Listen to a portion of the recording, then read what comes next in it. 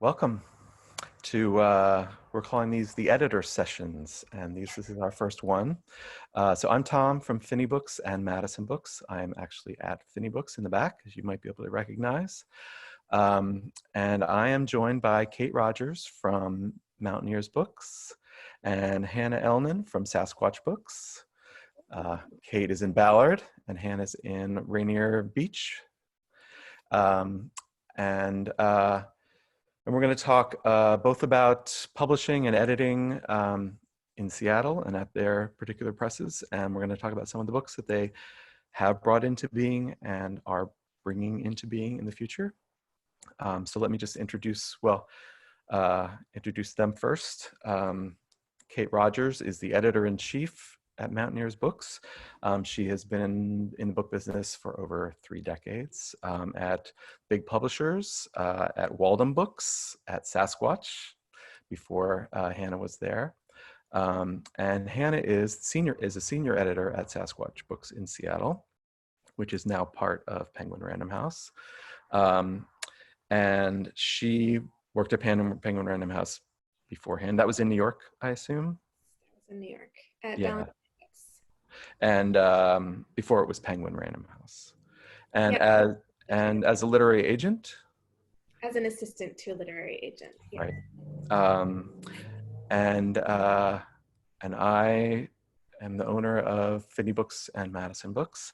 And this was Haley Stocking, who works at our store and used to work at Sasquatch. This was her great idea. And as soon as she said it, I love the idea because I always love talking to editors, to book editors. I think people outside the book business, editors are a kind of a secret force in publishing that you almost never get to see. Editors are always curious and kind of omnivoracious people. They are tapped into a lot of things, but you don't get to hear from them that often. And I think some editors kind of prefer it that way, like to be behind the scenes. So thank you for stepping out from behind that wall for us today. And editors often think a couple years ahead, which is always weird talking to an editor, like, what are you reading right now? Well, it's something that might come out 2 years from now, 5 years from now. And they just have a unique perspective into the book business that I hope we can share with you guys.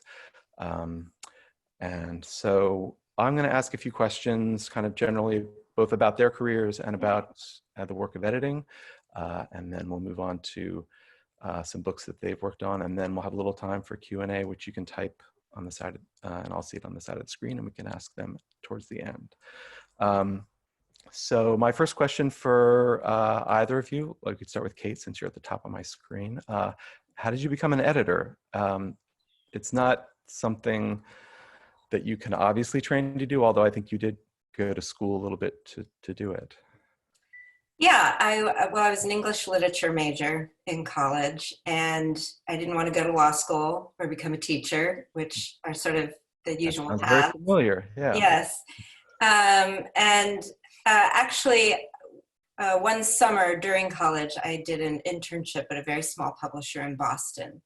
And that allowed me to get a sense of just sort of what the book publishing business was. And I also realized in a lot of my classes and in my writing classes that I was actually better at responding to and commenting on other people's writing than actually doing good writing of my own. So I sort of got it in my head that book publishing and editing was something I wanted to do. And I learned about the Denver Publishing Institute and went there after college, right after college, and got that training behind me. And then I sort of played around for a while, traveled a little bit, and landed in Seattle, and just was persistent until I got my foot in the door at Sasquatch Books, and actually on the sales and marketing side of things. And so I wanted to be an editor, and I kept trying to insert myself into editing and acquisitions processes while I was there. And eventually I did sort of change sides at one point. And that's often not that easy to do in publishing, that you kind of get on a track Yeah, I think there's actually, it's not totally unusual for acquisitions editors to come from the sales and marketing side of things. It's, in fact, Gary Luke, the recently retired publisher of Sasquatch books, he actually started out on the sales and marketing side as well, and then transitioned over. But I definitely didn't have the sort of traditional working your way up from editorial assistant through the different phases of editing. But yeah, and for people outside the business, the acquisitions editor, which both of you do, is the person who actually buys the book, makes the contracts with an author, finds an author, and then edits the book into publication. And you're the person who sees it through the whole process. So Hannah, how did you get into editing? Well, I also came from another facet of the business. I guess, well, I did the most lucrative major you can do in college, the translation of poetry. So I moved to New York a couple of years after graduation, hoping to break in, and eventually I did break in as an assistant to a small literary agency in New York City, and that was a great intro to the biz, from soup to nuts there. And they specialized in serious nonfiction, which was very interesting. And I got to meet people at all of the different publishing houses and whatnot. And it was a fun social time in my 20s. And then I realized eventually that my heart was sort of more on the editorial side. An agent's job is really cool because you get to discover a book like from the very beginning. But then it turns into sort of more of a sales and then business job where you're pitching and selling and negotiating a deal, and negotiating contracts and harassing people for payments, and then you kind of move on. You track an author through oftentimes their whole career, which is cool, but an editor gets to kind of dig their hands into the book in what I found to be a more interesting way. Yeah, and really physically make a book, which I think is part of the magic that I think attracts us all to this business. So that's one thing I love about your guys' job, is you guys make the books, like design and editing and kind of the whole thing. Well, I'm not a designer, but yeah, but you have a say in it, I assume. You get to weigh in, which is great. Yeah. And so I moved over to Ballantine Books, which is part of Penguin Random House. At the time, it was just Random House, and then we had the merger with Penguin while I was there. And then I found the job at Sasquatch, which enabled me to move back to the West Coast. So I'm a West Coast girl at heart, grew up in California, and landed here in the Pacific Northwest, and the rest is history. Yeah, I wanted to ask about publishing in Seattle. So I think you both represent, I don't want to play favorites, but probably the two preeminent presses in Seattle, the first two that people think of when they think of publishing in Seattle. So what's it like and publishing, people may or may not know outside the business, is a very New York thing, to a fault, many people would say. So what's it like to publish in Seattle? I mean, you both represent regional publishers kind of consciously, I think, but also both of you as publishers, I think, have broken beyond that in some ways. So I'm just curious what it's like to publish out here. Well, I mean, my whole career pretty much has been here. And so even when I was working for independent bookstore and then as a rep for Bantam Doubleday Dell, it was out here. And so, there's a lot of things that are different. There's a lot of things that are the same. In the course of my career, the entire publishing industry has been through so many major transformations that have affected the publishing industry across the board. It didn't really matter whether you're in New York or out here, as far as, you know, the advent of the big Barnes and Noble and Border stores, or big box stores like Costco, and then of course Amazon and ebooks.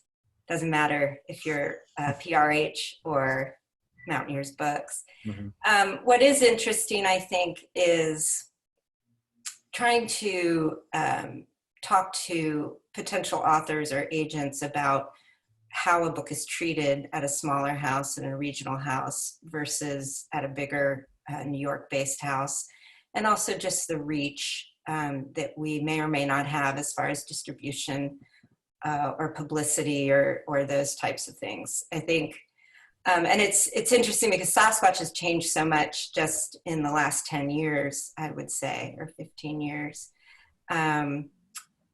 as it shifted to being associated with Random House. And Mountaineers Books still does its own distribution, which is highly unusual these days in book publishing. Yeah, to have your warehouse right next to where you're. Yeah, we have our warehouse here in Seattle, and so there's limitations to being a smaller regional press, but there's also the opportunity to be more nimble than New York can sometimes be, and also to have a little more focus, I think, on individual authors and how you sort of proceed. But it's definitely, I think, more of unfounded reputation, you know, that if you're not in New York, there's not enough going on, or it's not exciting publishing. But you look at all that Sasquatch is doing, you look at what Mountaineers Books is doing, and even some of the smaller presses and the university press around the region. There's still a lot of amazing publishing that happens outside of New York. And I think the average consumer isn't even necessarily very aware of who the publisher is, you know, so they don't necessarily pick up on those things. Yeah, that's one thing I think it's a truism in publishing, is that the customers, for 95% of the books, don't know or care who the publisher is. Right. There are certain brands that are strong, but outside of those. But what I often say to people is the people who do care are people like me, or people who are making decisions about, or people at, you know, the Seattle Times, or people who are making kind of the other gatekeepers in the business who are deciding what books to feature or deciding what books to put in their store. And for us, then the brand of a publisher is immensely important, because there's so many books coming out. And so when I see a Sasquatch book or a Mountaineers book, first of all, I know what that means.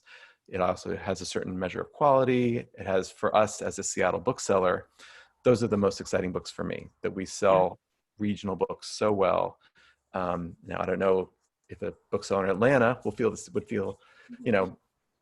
And that's where the challenge ends up being. You might have a national title, but, you know, a bookseller in Atlanta might not know who Mountaineers Books is, or, and certainly media, you know, book reviewers, book editors, and other forms of media are less interested in a book that's coming from Seattle. So. Yeah. And Hannah, so Kate was saying that Sasquatch has really changed over the last 10 years, and you've been part of that. As far as not just Seattle books, I mean, Sasquatch, I think their first book, the company was started to publish a guidebook to Seattle, right? Northwest Best Places. Yeah. And so it's been interesting for me to see Sasquatch do national things that aren't Seattle at all. Yeah. How do you guys think about that? Yeah, so we started, I believe it was in the 70s or early 80s that the Best Places series started, before the internet, before before there was anybody else publishing guidebooks for the Northwest. And that was our bread and butter for many years. And then we branched out and become somewhat of a locavore press, in that we do specialize in books that have a tie to the Pacific Northwest. We publish all nonfiction for our adult list, and then we have a mix for our Little Bigfoot children's list of fiction and nonfiction, but I only work on the adult list personally. but we still remain committed to finding the coolest things from here, the Northwest, and we've expanded our reach a bit and up into Alaska, down into California a bit, but then Oregon and Washington are our sweet spot. And we publish the best, naturalists, chefs, thought leaders, crafters, and of course writers. Not all the best naturalists. We not all, we can duke it out there. But we try to find cool things from around here and publish them very well in the Pacific Northwest, and then depending on the book, to a national audience if it has the potential for that. So, if it's a book that's about growing fruit trees here, that's going to sell here. But if it's a book about houseplants, that's, a trend that's happening everywhere and that we can sell everywhere. So our books do have a tie here, but oftentimes they can sell outside of the region. And we'd find that the Northwest and the West Coast in general is more or less a trendsetter. And so we're able to find things and get out on the forefront of things that are hopefully going to be of interest nationally in the coming years. And I should point out that Mountaineers Books is an independent nonprofit press, which has a whole nother layer to it, having a mission that you have to stay attuned of. So I just wanted to add that. Yeah. So there are certain books that, or how does that affect? Yeah, we can't publish anything that doesn't have a direct link back to our mission, which is responsible outdoor education, conservation, and sustainable practice. So every title we publish has to relate back to that mission in a very tangible way. Mm-hmm. So that puts some limitations on what we can or can't do in a good way. Yeah. You don't have to be everything to everybody. Right. So did Mountaineers start as guidebooks also? I don't know the... Mountaineers Books started actually 60 years ago this year, in 1960, with the first edition of Mountaineering, the Freedom of the Hills, which is a giant Bible to climbers and mountaineers. And it was originally put together by members of the Mountaineers organization club that's also based here in Seattle. And over time, it just grew. It's still written by volunteers. It's all, it's crowdsourced. Before there was such a thing as crowdsourcing online, it's a crowdsourced guidebook in many ways. And that developed into other outdoor guides, most famously the Irish Spring and Harvey Manning guidebooks that were around for many decades.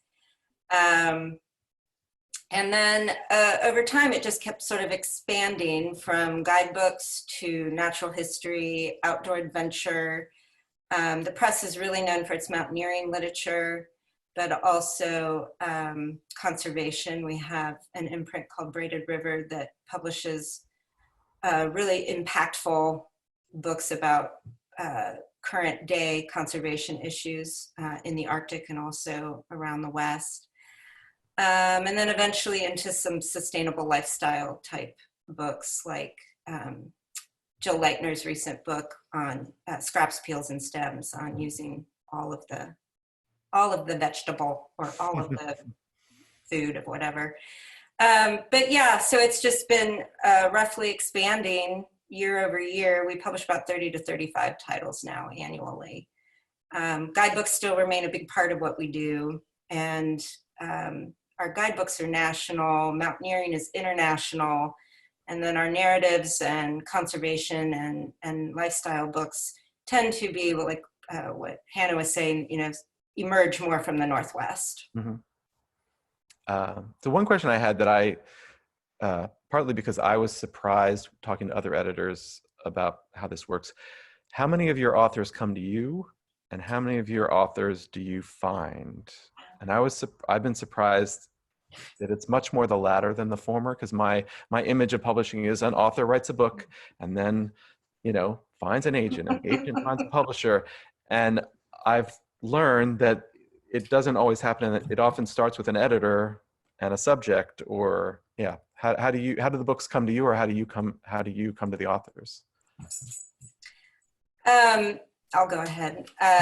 It varies, actually. I mean, a lot of the large presses won't accept unsolicited manuscripts anymore. Mountaineers Books still does. And we still publish a number of books that emerge from that unsolicited. I think in part because we're so focused and have a very clear mission. I think it's almost easier for a writer without an agent or connections to know whether or not their manuscript might be something we're interested in. You know, if it's a biography about a famous mountaineer, chances are we'll at least take a look at it. But the world of guidebooks is definitely generated in-house for the most part. And it really varies quite a bit. I mean, the books I'm going to talk about today all have different origin stories. So I would say probably anywhere between 75 and 95% of our list in a given season was generated in-house. But it does vary quite a bit season to season. Yeah, Hannah, how does it work? Do you go after authors, or do they come to you, or some of both? It's a mix, of course. Yeah. For me, I think if people know about the publishing industry, they think, yeah, you write a book, you find an agent, and then the agent submits it to editors. And I certainly look at agented submissions, and have many of my authors have agents and have come to me over the usual, agent channels.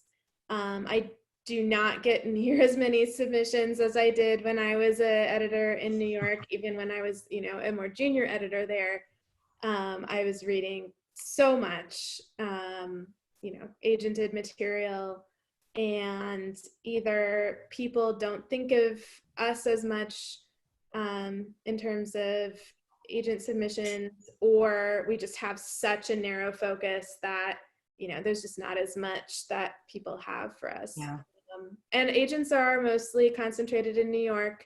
There's a couple here. There's a couple smattered across California, a couple in Oregon, but it's not anywhere like the scene in New York. You don't get those lunches. You not get those martinis. Yeah. Lunches, the agent lunches anymore. But then we also accept unsolicited manuscripts, and I have a couple of books that have come in that way. And oftentimes if something comes in that way, it'll come in kind of as one thing, and then I'll see it and have a bit of an idea for it and then steer it in a different direction often. But I have accepted some things that have come in through unsolicited manuscripts. And then the majority of my books are things where I've either been following a potential author and think about, okay, what book should they write? They're a very cool person or writer, or I'll be following a trend and try to find somebody to write a book about that topic. So yeah. That kind of describes the acquisitions process right there, what Hannah said. Yeah, there's a lot of scouting that goes on, both of authors and subjects, it seems like. Yeah. Well, maybe some of that will come out also when you talk about the books that you want to talk about. So I think we could probably move on to that. And I think we're going to take turns. And we asked each of you to choose an old book, a current book, and an upcoming book, something that hasn't come out yet. So Kate, do you want to start us off? Sure. So my old book is Miles from Nowhere. You can see that, Around the World Bicycle Adventure by Barbara Savage. And this book is really an intimate, truly ebullient chronicle of Barbara and her husband, Larry Savage, their 2-year, 23,000-mile journey on bikes through about 25 countries. And what was remarkable about their story is they weren't the first to do this type of trip, and Barbara was definitely not the first woman to do that kind of adventure expedition, but they They did this trip in 1978, 1979, so they were definitely at the forefront of that sort of new idea of traveling around the country in a what we would now call it sort of a dirtbag way. And the book was originally published in 1983 by Mountaineers Books. And in that time, it has become a true classic in adventure writing and an inspiration for many modern day travelers. And over the years, Mountaineers Books has actually received hundreds of letters from readers raving about the book, how it inspired their own adventures, and how they felt like Barbara, as the narrator, had become their best friend. So because it was our 60th anniversary this year, we actually decided this is a new edition that we just reissued. The book represents our publishing history and our mission so perfectly. And we decided it was a good time to reintroduce the book to hopefully a new generation of fans.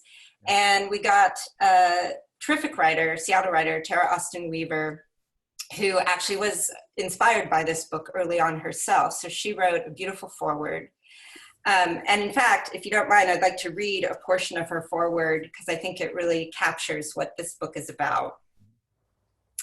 So Tara writes, "The first time I read Miles from Nowhere, I realized something that has become only more evident with subsequent readings. This is a story about humanity.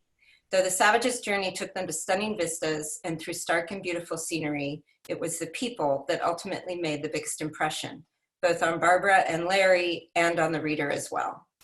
When I think back on Barbara's stories, I remember the long days of cycling, but more than that, I remember the American cyclist who was sprouting his own food as he rode along, the Portuguese waiter who found a huge tank and filled it with drinking water to make sure Larry and Barbara were adequately hydrated to make it over the Spanish border, the Thai policeman who not only insisted they camp in his walled compound, but also assigned an armed guard to watch over them, or the Germans who refused to let them camp in a snowstorm.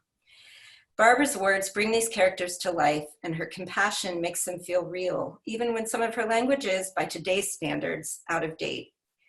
There is a curiosity and an appreciation of all who cross the savage's path that renders Miles from Nowhere the treasure that it is, a book that remains engaging and interesting 40 years after it was first published. It's almost hard to imagine the savage's journey today in an era where Google has mapped the world, where hotel reservations and campsite locations are a click away, where if you develop a potentially life-changing symptoms after cycling the cobblestones of Portugal, as Larry did, you can get medical information in mere seconds. We know so much now, and maybe that is part of our problem. Barbara and Larry went into their journey without the vast stores of knowledge we have today, and also without assumptions." So I think that just touches on part of what's so great about the book, and it all stems from Barbara's voice. Very charming, very genuine, unpretentious, utterly honest. It's like sitting at the kitchen table over a cup of coffee with a good friend. And I should point out that part of the trajectory of this book is also a tragedy. Barbara was on her bicycle in her hometown of Santa Barbara the week that this book went to the printer back in 1983, and she was hit by a car and killed. So she actually never saw the final printed book. And in the wake of that, her husband Larry decided that he wanted to do something in her honor. And so he worked with Mountaineers Books to create the Barbara Savage Miles from Nowhere Memorial Fund. And all the royalties of the book go back to Mountaineers Books to support other outdoor adventures and writers. The most recent one of which we've actually been able to support 7 books and authors through the royalties. And Beth Ticino, a local writer who wrote Walking to the End of the World about hiking the Camino de Santiago, was the most recent one. Nice. That's a favorite of our store. Yeah. And so that's a pretty cool element to this book. And again, it represents our own mission as a publisher so well. And there's a really unique interview in the back of the book. Larry never spoke publicly before about this book or about Barbara, and Tara interviews him in the back of this book. And I'll just read the last line from Tara's foreword. "I have to believe, however, that Barbara's spirit lives on in all the cyclists and adventurers who have been inspired by her journey in fellow authors who have written their own travel adventures, in the women who have felt validated or activated by her travels, in the fact that this book, 4 decades later, is still finding readers, still being passed along from hand to hand, and still changing lives. So that's our old book. Thanks, Kate. Hannah, what's your old book? I don't think it's as old as that one. It's certainly not. So this is my old book. It is called Sewing Happiness, and it is by one of your neighbors. That's right. Her name Another... is Sanai Ishida. Hi, Sanai. Who I often would see at Herkimer Coffee when I could still go to Herkimer Coffee. Oh man. Yeah, she is a big coffee shop dweller. She lives in Wallingford, and she wrote this book. So this is a hybrid sewing book with a little bit of personal story woven in. So when I first met Sanai, about 6 years ago now, actually, so she told me about this difficult time in her life that had sparked a transformation for her. So several years before that, she had been working in this really big deal corporate job, super busy. The words rising star were bandied about, and she was trying to make it in the corporate world. She had no time for herself. Every day on her lunch break, she would dash out for like 15 minutes of shopaholic splurges at the downtown stores. But she was increasingly, disconnected from her husband and her young daughter. She never had any time for anything but work. And her health was deteriorating quite a bit as well. She was diagnosed with Graves' disease, which is a pretty serious thyroid condition, which can be fatal if left untreated. So she realized that she had to deal with that. And then all of a sudden, she was fired from this big corporate job. And she sort of had to re-envision her life at that point. She wanted to find something to do that she could be good at, to feel, some measure of self-confidence and pride in doing something again, because she had wound up so much of her self-identity in her big corporate job. And she had to find something to do with her doctor mandated downtime, that she was going to be taking some time off after the layoff to focus on her health, but she had to find something to do. And so she decided to try to master sewing. And she had actually resisted this for many years because her mother is an artist and a very accomplished sewer and fiber artist and knitter, and she already knew a little bit about sewing. She would try to make baby clothes for her daughter when her daughter was a baby, but she never got very far into it. And so she decided that she would take this time to really learn to sew, and she vowed she would not buy any clothing for her daughter for a year. And now it's been many years. She's made hundreds of items of clothing for herself and her daughter. She only buys socks in terms of ready to wear. Wow. And she's really, really found her groove with sewing. And it is one of the things that she says has changed her life immensely.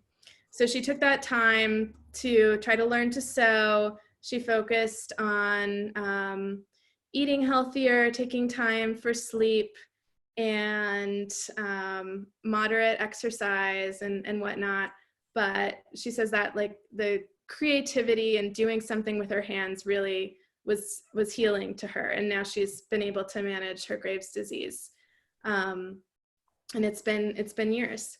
So anyway, so she wrote this book, and it contains some heartfelt personal essays about how sewing changed her life, and about how small changes can lead to happiness. And her message is that if she can do it, if she can learn to sew, anybody can do it. And she wants to inspire people to make these small changes in their lives and to create habits that are healthy and happy. So the book opens with some personal essays. And then it has a lookbook of the projects, and then illustrated instructions of all of the projects. Mm-hmm. So they're all supposed to be super easy for anybody who wants to take a slower, deliberate approach to life. They're also inspired by the Japanese principle of wabi-sabi, the beauty of imperfection and impermanence. So they're not all clothes. These are some lovely little origami-inspired pillows with a design on them. And each project also is meant to help foster healthy habits. So rest in order for these. And here's a little sketchbook that you can make. Some cute little floral crowns made out of felt. Dop kit for your toiletries. And of course, some cute baby clothes. And then here's an example of these kind of very simple illustrated instructions. And she does a really good job of making sewing easy to learn for anybody. So I feel like this book is kind of perfect for right now when we're all stuck at home looking for something to do with our hands. And it's also inspiring and uplifting and makes you feel like anything is possible. So she's also the author. I couldn't help plugging her newest book. Is Animal. That's cheating. What was that? I said you're cheating. Oh, sorry. Okay. I'm just kidding. Of our children's series. That's what I was going to mention. Yes. She's a Ninja Girl. So that's actually how I met her. This was her first book with us, and Gary, my old boss, who Kate knows, said that I should take her out to coffee. She might have another book in her, and so that's how editing happens. Yeah. So Happiness was born. Yeah, nice. That's great. I was going to ask you if the sewing book had seen an uptick during this time, just because it does seem like a perfect book for being stuck at home and. Yeah, I have seen that craft sales have been increasing right now. Yeah. I do know that these kinds of books do tend to depend upon physical retail, so like indie bookstores and sewing shops, little indie sewing shops, and then craft stores and stuff like that. We did have a special. The first book was on sale online and seemed to pick up, but I don't think it's something that we really had much control over. So, yeah, we've been selling bread baking books and puppy training books. Yeah, big growth items for us. So, Kate, I think your current book is one that's already popular here. Yes.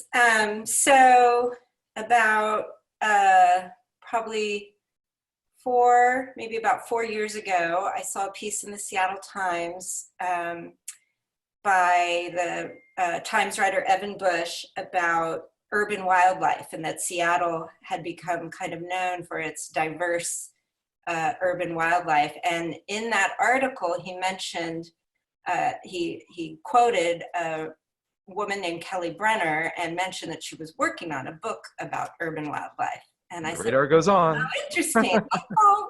So I sought her out, and we met at Third Place Seward Park and had coffee. And ultimately, the book that came out this March is Nature Obscura, A City's Hidden Natural World by Kelly Brenner.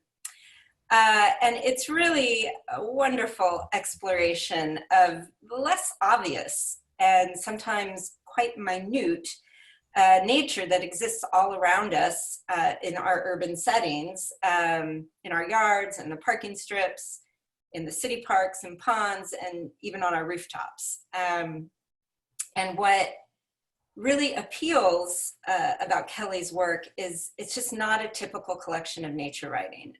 While Kelly does write about hummingbirds and crows and the occasional mammal, what she's really interested in are spiders and flies and dragonflies and ferns and spores and slime molds and other creatures like that that you wouldn't necessarily think of when you're reading a book of nature. And I'm going to read just a short excerpt here to give you kind of a sense.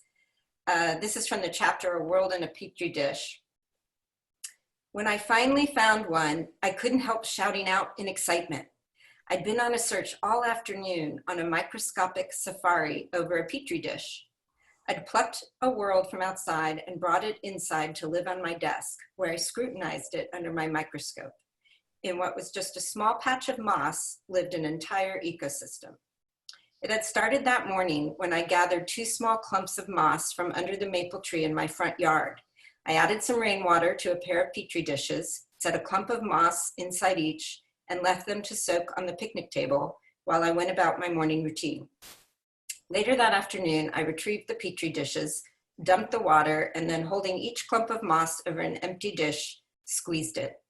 The water poured out. Like a wet sponge, the moss held a surprising amount of it. Carefully, I brought the dish back to my office, where the dissecting microscope lives, and spent the next few hours with my neck bent over the scope, searching for a certain tiny creature.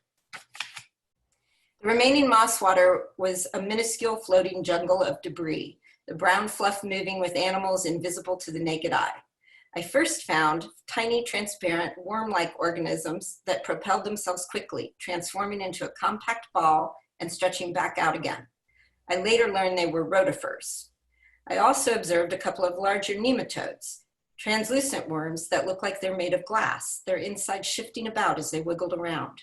There were tiny dots, too small to see as anything but little blurs, swirling in circles and teeny rice-like shapes sliding across the bottom, jerking away when they bumped into something. But it wasn't until just before dinner time when I finally found the object of my quest, a tardigrade. Oh, I love those. Yeah. These microscopic animals are famous for having survived in space. Yet to me, it seemed improbable that such accomplished animals lived in my yard in the city, even though I knew they could be found here. I desperately wanted to find one while still half believing it was impossible. But only after I had stared at every movement in the dish, hoping for a tardigrade, there it was finally, almost larger than life, and exactly like I imagined. Once I saw it, I knew there was no mistaking it for anything else. The creature's slow movement, 8 stumpy legs tipped with long curved claws framing a rotund body plodding through the water, was very different from that of every other living creature in that dish. Mm-hmm. She goes on from there. And tardigrades are also known as water bears. And when you see really blown up pictures of them, they're actually super cute. Yeah, totally. And so for a while around our offices, we all had pictures of tardigrades, water bears hanging around. But what's been really great about Kelly and this book for us is it's actually came out in March. And so it's been kind of on the leading edge for us, figuring out how do you publish a new book, a new release, a new author in the middle of a pandemic. Right. And we have been lucky that this has had a lot of great press, a lot of wonderful reviews. But Kelly has also kind of jumped into the breach with us. She's done a ton of virtual events that have been well attended and other online promotions. And I think, what we're finding that's really resonating for readers, not just in Seattle, but actually in other urban environments around the country is, I think Kelly's quirky humor and her curiosity is so infectious that appeals to readers. But I think, this whole concept that she really puts forward about exploring urban habitats and just observing the smallest forms of life right outside your door, just, while we're stuck at home, readers of all stripes have just been embracing that idea. And so it's been really great. And it's also beautifully illustrated. by a Portland-based illustrator. Now, of course, I say that and I can't find one. Zoe Heller, who lives down in the Portland area and who also did the cover illustration, which wraps around. So it's a really beautiful book, and yeah, it's our new current one. Yeah, thanks. Hannah, what do you have? That sounds great. I need a copy of that to do some backyard adventures with my son. There, yes, you do. That's perfect. We'll do a trade later. All right. So my current book is House Lessons, Renovating a Life by Erika Baumeister. Another friend of Phinney Books. Oh, yeah. So this is a memoir that just came out in March. And Erika, as I don't know if you can see on here, but she is a New York Times bestselling author. She is a novelist by trade, and her most recent novel, The Scent Keeper, was picked for Reese Witherspoon's book club in earlier this year. So that's all very exciting, and she's a fabulous writer. So this is a memoir about a midlife love affair, but not your ordinary sort of love affair. This one is with a house. So Erika had just gotten back from this magical year of living abroad in Italy. She was a married mom of 2 middle schoolers, and her whole family went to Italy for a year. And then she got back to Seattle, and she was sort of stuck in a loop. She was dissatisfied and felt disconnected from life. And as many people do at midlife, she fell in love. But her love affair was with a house. And that house turned out to be the house of a recently deceased hoarder in Port Townsend, the lovely Victorian seaport up north a bit.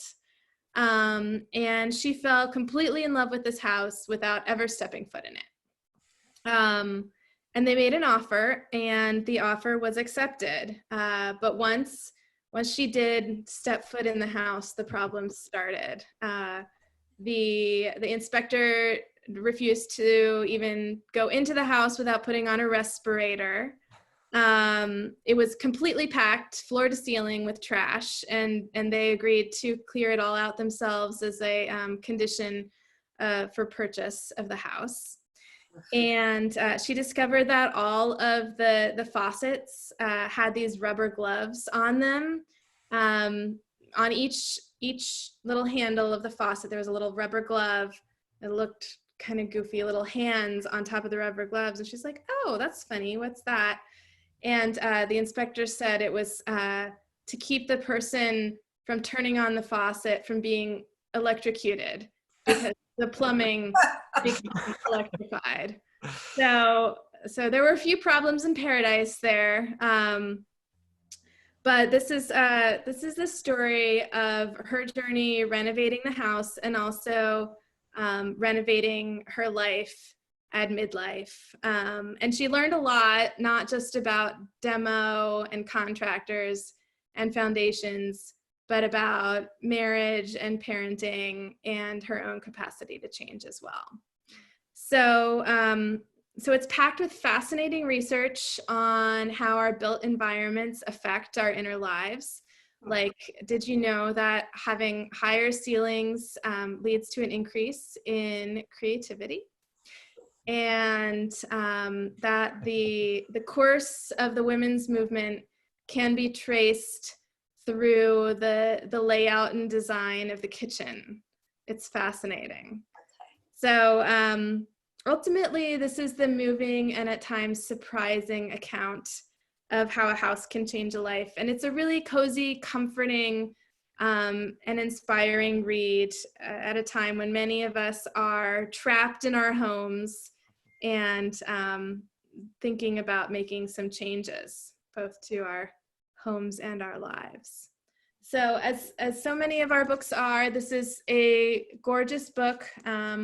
even though it is a traditional reading book, it's got these beautiful end sheets which show the layout of the author's house, or little blueprints, and a map of the area. And each chapter has a chapter opener illustration by Elizabeth Person, who is a local illustrator as well. So I love this book. This book I've been working on since before I started at Sasquatch. Okay. I actually read a very different proposal for it.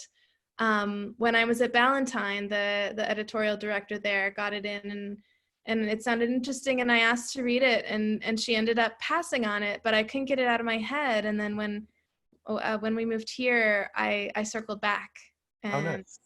we were able to publish it. Did she publish your fiction with Ballantine? Is it? No. No. Okay. She published her first couple of books through Putnam, and then who published her most recent novel, The Scent Keeper? I can't remember, but she moved publishers. Yeah. But I just love that I think you often don't get that sense a book just appears fully formed, but that it's been living kind of out there and for years now, that, and she's seen it through different versions, and it's almost like the house, I guess, in that way. Not to push it, but yeah. Yeah.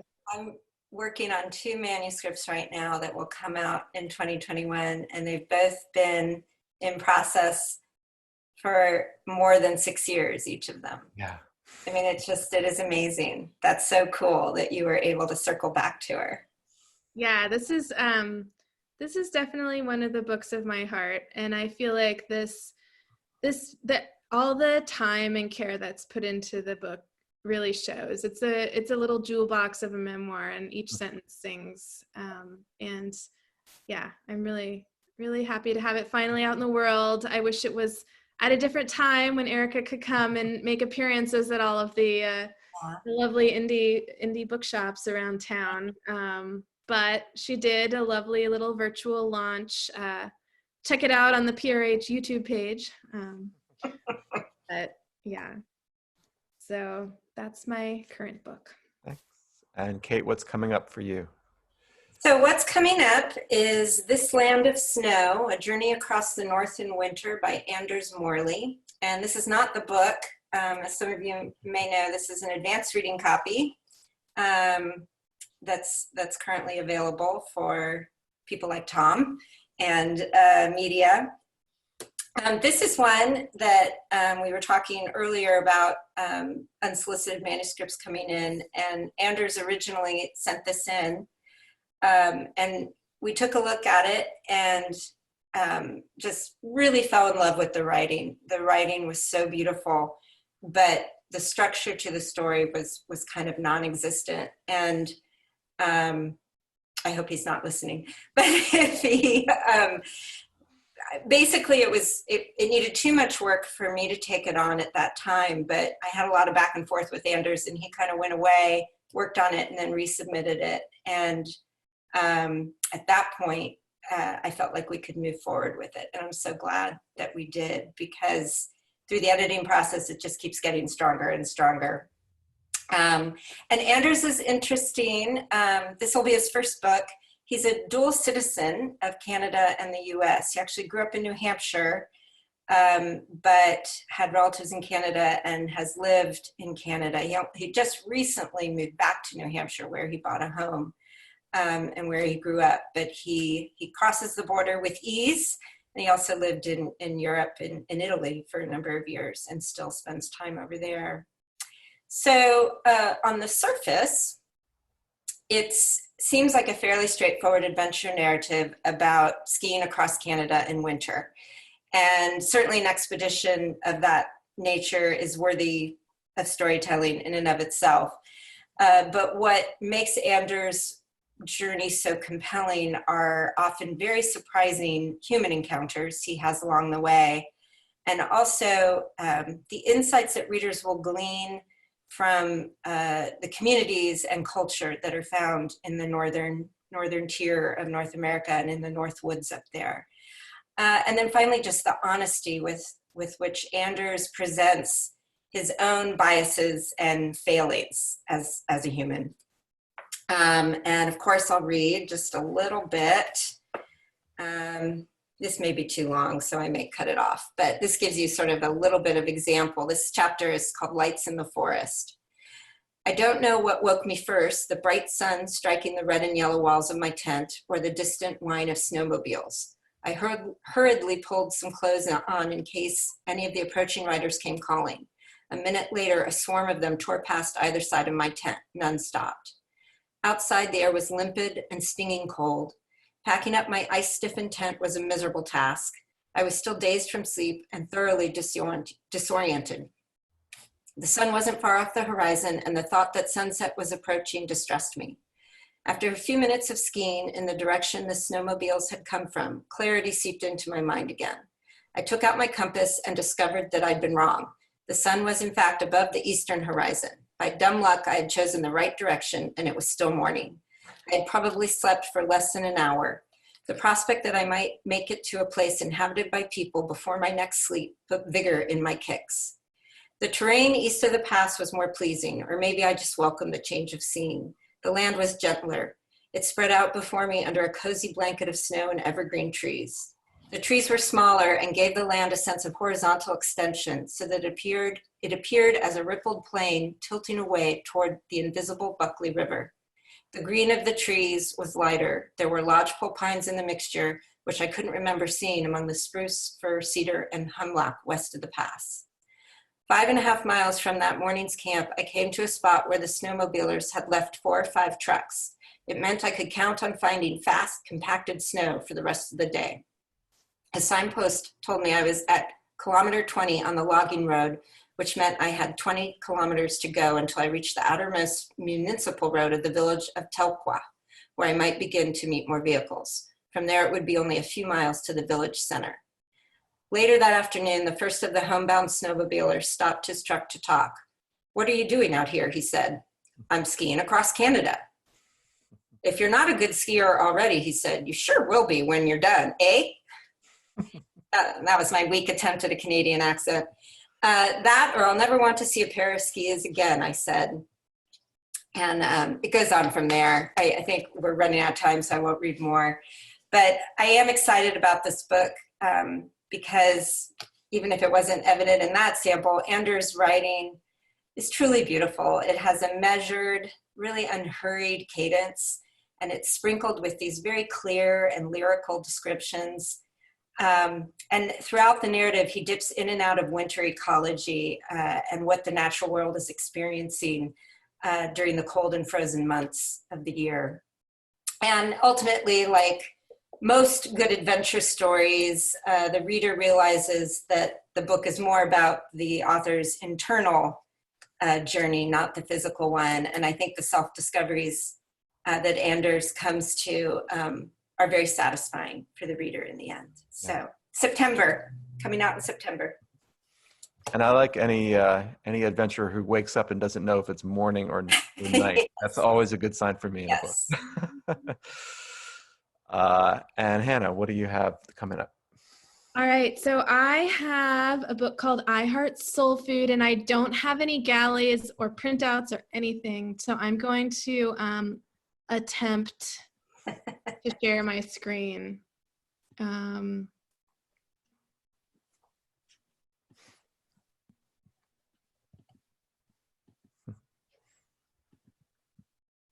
Okay. How's that? Yep. Wonderful. Okay. So you might be thinking, why is local Pacific Northwest publisher Sasquatch Books publishing a cookbook on soul food? Isn't that a Southern thing? Well, any of you who may have grown up in Seattle or explored the Central District, grew up in the Central District, may remember some institutions such as Catfish Corner or Azelle's, which is still going strong. And Rosie Mays, the author of this cookbook, grew up right here in the Central District, and she learned to cook from her mom and her aunts, who are all from Baton Rouge, Louisiana, the heart of the South. So lots of traditional soul food recipes are family secrets. And Rosie remembers being kicked out of the kitchen when she was a little girl, when this or that relative was making their special secret recipe. But Rosie has found out all of the secrets now, and she is sharing all of her family secret recipes here. So she is the creator of the YouTube channel, blog, and social media accounts iHeart Recipes. And she used to be a certified nursing assistant, but her platform grew and grew, and several years ago, she quit her day job to focus on her recipes full time.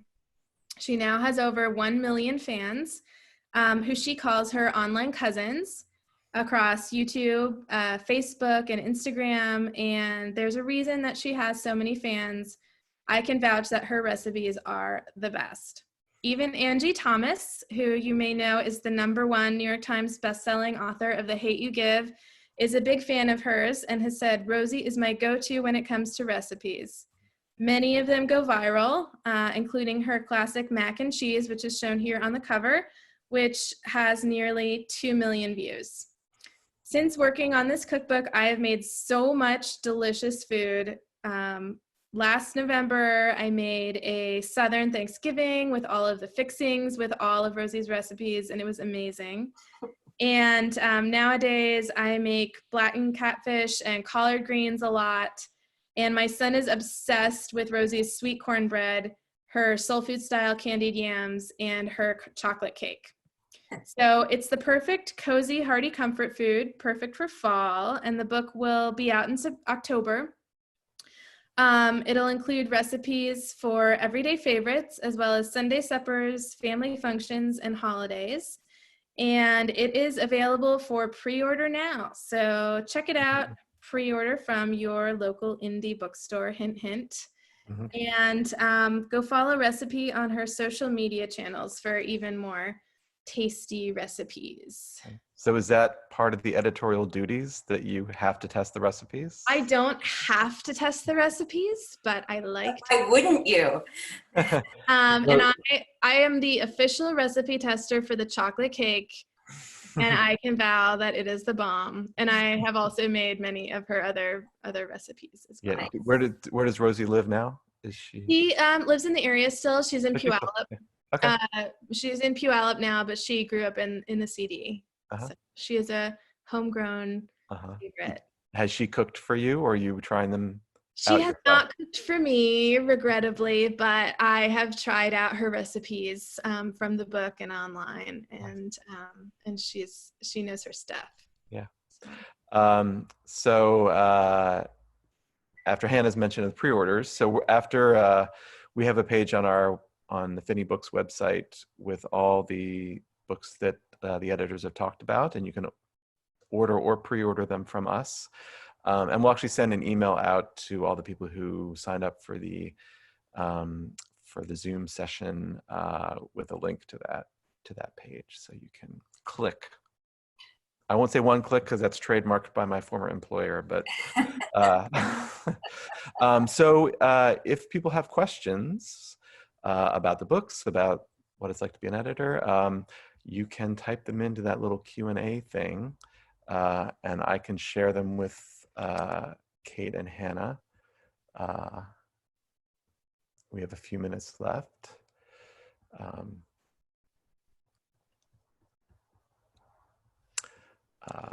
Or I could ask a question or two.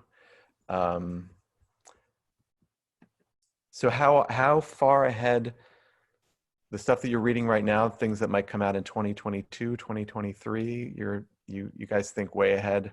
Yeah, I mean, the manuscripts for fall of 2021 are in editing now.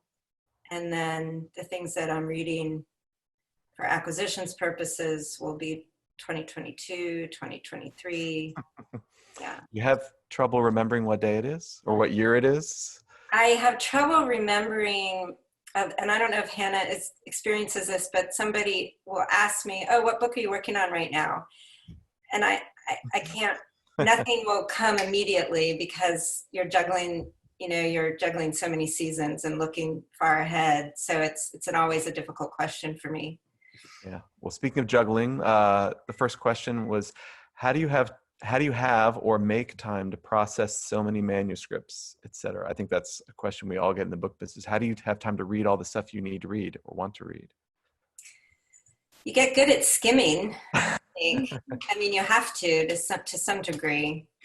And you're also, I think, especially from an acquisitions perspective, you don't have to read a lot to quickly know whether or not it's for you or for the press. And, it's a lot of acquisitions editors have the identity of the press in mind that you have to keep in front of you, but it also is personal interest. We've done a lot more female writers and a lot more books about Alaska since I started, just because those are personal interests for me. But yeah, I think fairly quickly if something is gonna have potential or not. I think it's also easier in a way working for a press that has a pretty narrow purview, in that it's, working at Ballantine, I was reading books. All of the authors had big platforms, and all of the books were of, at least somewhat of a caliber coming in from literary agents. But here, having this, we only publish nonfiction. It has to have some sort of tie to the Pacific Northwest, West Coast. And we do a lot of highly visual books. We specialize in that. And I know what our strengths are, and it's pretty easy to figure out whether something is going to be a good fit. So I don't spend as much time reading manuscripts that I haven't acquired here as I did in New York, but I do spend an awful lot of time reading manuscripts that I have acquired, and yeah, it's definitely a lot of reading. But as we were chatting about before the Zoom went live to you all, I try to spend some time reading things that aren't for work, just so that Clears your brain. Yeah. And you can remember that it's people do it for pleasure. Yeah. Hard to turn off the editing, but yeah. So a question for Kate. Could you talk about Stephen Arno's book about trees? Oh, well, which one? One of his old books, Northwest Trees, is a local classic. We actually have a new edition of it coming out in the fall, but it's currently also available. The anniversary edition was back in maybe 2008 or 2010, I can't remember now, but he has a new book also coming out this fall called Douglas Fir, and it's a natural history of the Douglas fir tree, which surprisingly has never been done before. And it's such an iconic tree for our region. And Steve is a wonderful, wonderful man. He's a retired forester with the U.S. Forest Service, and he's co-authored this book, the new book, with Carl Fiedler, who's also a retired Forest Service. They're both now based in Montana and in their 70s, and they're absolutely charming and so knowledgeable. But it's a natural history of the Doug fir and also a human history of the tree. And it's actually one of the most widely distributed species in the world, even though it's primarily known here in the North American West. But yeah, it's a really entertaining natural history, and hopefully will become as classic as his book Northwest Trees, which we've been publishing continuously since I think since the late 70s. Yeah. Thanks. And a question for either of you. I'm a recent college graduate, not me, the person who's asking, and I'm interested in working in publishing. What would your advice be for breaking into the industry? Choose a different industry. That's not fair, but it is what I always say first. It's a hard business. It's a hard business. Go ahead, Hannah. There are internships available, none currently with Sasquatch Books, but you know, I temped for a year in New York before I found my job as a literary agency assistant, and just make sure you have some other way of making money while you're trying to break into the industry. Marry well. Yeah. To you. Publishers Marketplace has book jobs listed. I think Shelf Awareness has book selling jobs listed. But it is a really tough industry to break into, unfortunately. It is, especially depending on what part of the industry interests you. But not to be discouraging. You can get your foot in the door. It can be wonderful. And I feel like my whole career has just been a very lucky move. You know, I've just been very lucky at every step of the way. And if you really want it, you just have to be persistent and keep looking for the opportunity. And as Hannah said, have some other source of income. And maybe our last question. I'm curious what percentage of Sasquatch authors are women, roughly? Do you have a sense of that? Well, I don't have the exact numbers, but 3 out of 3 of the books that I presented were by women, and maybe that's a little bit of my own unconscious bias as a woman. But I do tend to publish a lot of women authors. I have to say some of the first Sasquatch authors I think of are women. The Renee Erikson book that we've sold incredibly well. And Kate, you had said this, about your own editorial interest. Well, it's interesting. The Mountaineers books is, obviously we're sold in all sorts of retailers, but the outdoor market is a core part of what we do. And that market has traditionally been very male. And one of the things that we've been trying to do over the last many years is to change that ratio a little bit. And that was what was so great about Miles from Nowhere and Barbara Savage, because that was a female voice very early in terms of the history of outdoor adventure. And we're trying very hard to bring in more female voices, and we do much better than our competitors within the outdoor arena. And so we feel good about that, but it's never enough. There always can be more. And so, yeah. One thing that I'm looking for is more authors of color. I would love to bring more authors of color into the press, and do better in that regard in terms of correcting some of the disparities that we've seen historically in terms of publishing. That's true for us as well. Yeah.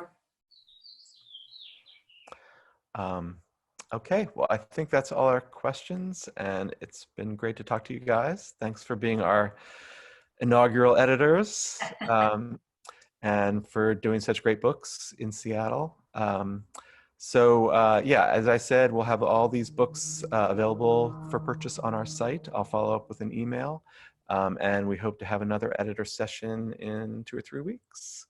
So everybody have a great rest of Memorial Day isolated weekends, and we'll hope to see you at the store. We can wave at you from in the doorway now, and maybe someday soon you can come into the store.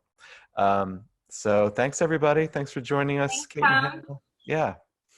Thanks, Tom and Kate. Yeah, thank you, Hannah. And buy your books from Phinney. Thanks. Support your indie bookstore. Yeah. And independent publisher too.